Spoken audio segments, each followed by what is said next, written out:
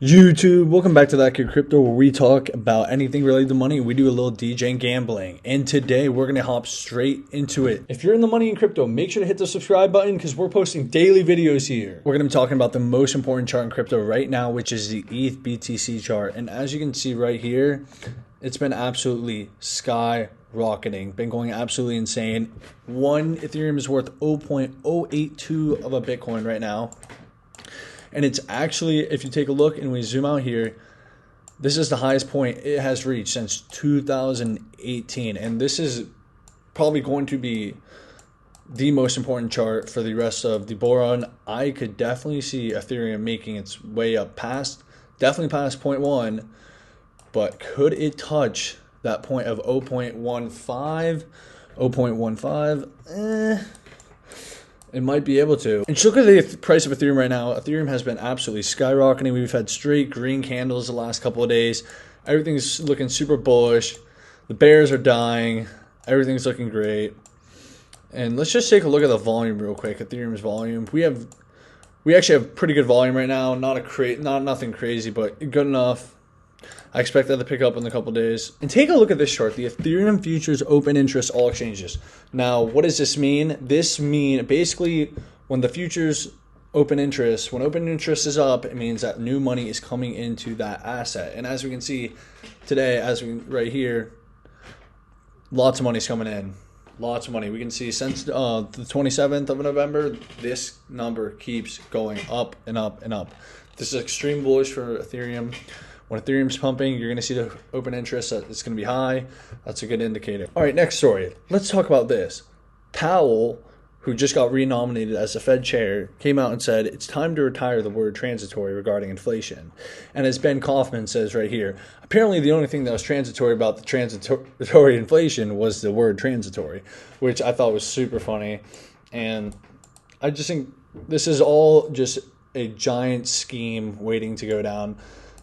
First, there was no inflation. Inflation's transitory.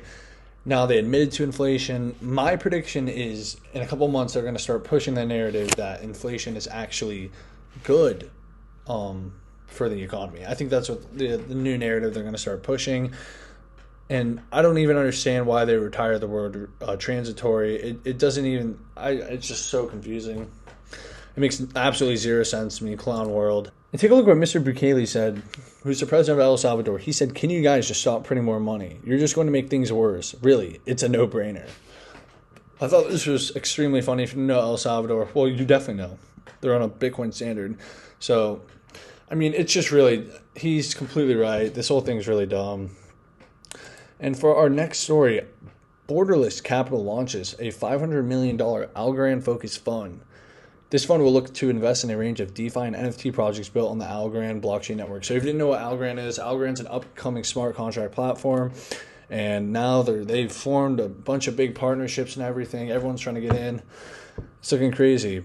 And so Borderless Capital, the company announced on Tuesday, the fund will invest in digital assets powering the next generation of decentralized applications of the Algorand blockchain network, including projects to disrupt the creator's economy with NFTs.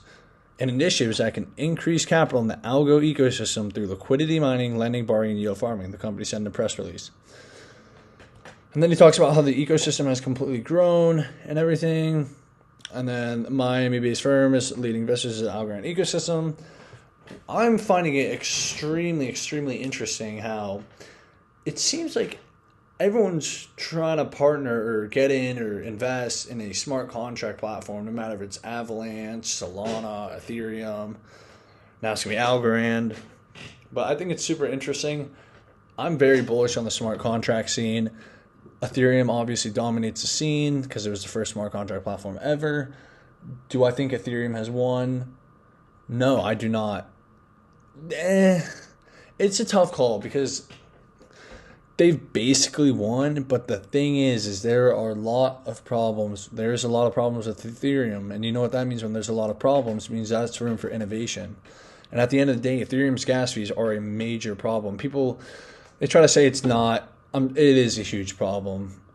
The future of money, Vitalik even said himself, Vitalik said about Bitcoin when it was trading about a couple of years ago for $40 a transaction, he was saying the future money can't cost Or no, that was back. No, it was actually back when it was like 50 cents a transaction. And Vitalik said the future of money can't have a 50-cent transaction fee. And as we know, Ethereum's transaction fees are just absolutely out of the roof. I mean, it's the Ethereum fanboys will try to defend it, but it's really just a bunch of BS and it's complete garbage. But I do hold Ethereum. I am very bullish on Ethereum. I'm very bullish on ETH BTC. If you're holding Ethereum, it's looking good. I think we're definitely gonna hit $10,000 this cycle. I really don't see any way we don't. Do I think we could hit 20,000? I don't think we will. 15,000? I'm gonna say no.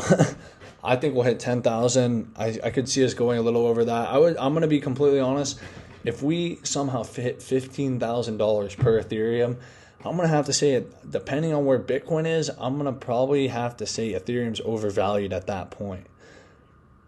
I mean, it's not, because we all know Ethereum's value. We know crypto's value. What a lot of people in the crypto community don't understand is that we're in a bubble and not really everyone understands what Ethereum is or even Bitcoin. Yes, if you go down the street and you ask 10 random people if they know what Bitcoin is, all of them will say yes. But if you ask them to explain Bitcoin to you, they're gonna have no clue. Nobody knows what Bitcoin actually is. Like, I'm serious. Like, we're just in a bubble here. Like, you're early. If you understand completely what Bitcoin is and what Ethereum is, you're early, because absolutely nobody knows what it is. I mean, no joke. I guarantee you more people know what Dogecoin is than Ethereum. It's very true. But anyways, yeah, that's gonna wrap up this video. Please subscribe if you like the video, and thank you for watching.